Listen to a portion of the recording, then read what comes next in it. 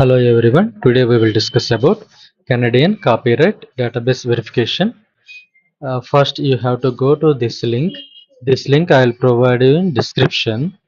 Once you enter into this link, you will get like this kind of web page. In this web page, you enter your registration number.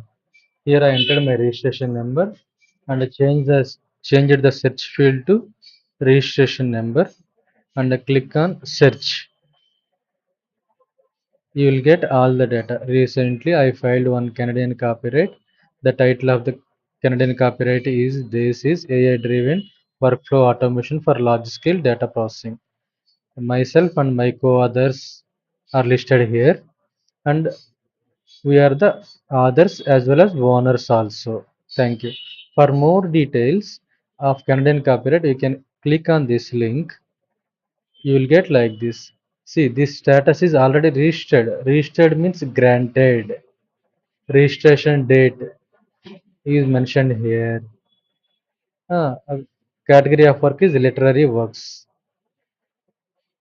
and owners will be mentioned. Owners and others are same in my case.